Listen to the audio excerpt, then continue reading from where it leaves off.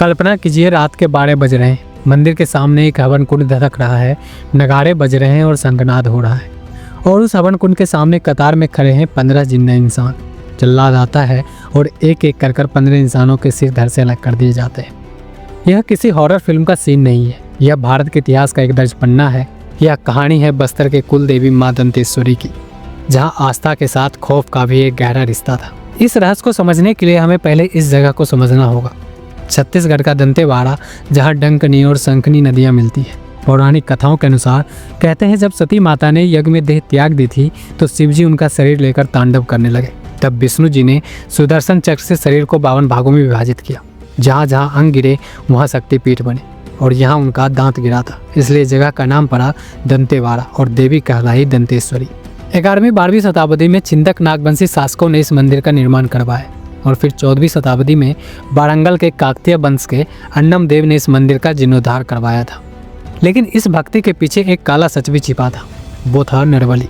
इतिहासकार लाला जगदलपुर अपनी किताब बस्तर इतिहास एवं संस्कृति में एक रोंगटे खड़े कर देने वाले घटना के जिक्र करते हैं। तारीख थी 23 सितंबर 1885। राजा महिपाल देव 200 सशस्त्र सैनिकों के साथ दंतेवाड़ा पहुंचे थे। रात 12 बजे गुप्तचर और कुछ व्यक्तियों ने दंतेश्वरी मंदिर में छिपकर नरबली का रहस्यमय और रोमांचक दृश्य देखा था। घटनास्थल पर चालुक्य नरेश महिपाल देव उपस्थित थे। नगाड़े बज रहे थे, शंखनाद हो रहा था। मंदिर के सामने हवन कुंड था और हवन कुंड के सामने कतार में 15 मनुष्य खड़े कर दिए गए थे। जल्लाद आया और अपने तेज हथियार से एक एक कर 15 नरमुंड हवन कुंड में उतार दिए। उस रात देवी को खुश करने के लिए 15 इंसानों को बलि दी गई थी। इसमें से कुछ पुजारी वर्ग यानी गोसाई थे और कुछ अलग जातियों के।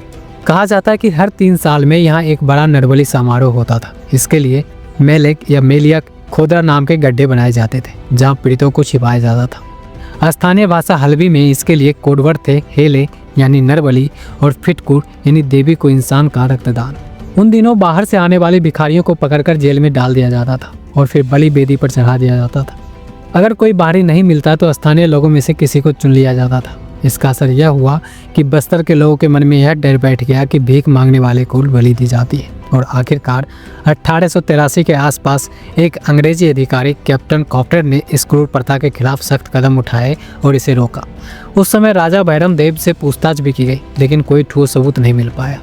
आज समय बदल चुका है, नरबली अब इतिहास बन चुकी है। अब उसकी जगह कुसमांड यानी कद्दू की बलि दी जाती है, लेकिन दंतेश्वरी माई के प्रति आस्था आज भी उतनी ही गहरी है। यहाँ का दशहरा दुनिया का सबसे लंबा दशहरा है, जो 75 दिनों तक चलता है और इसमें हजारों आदिवासी अपनी देवी के सम्मान में जुटते हैं।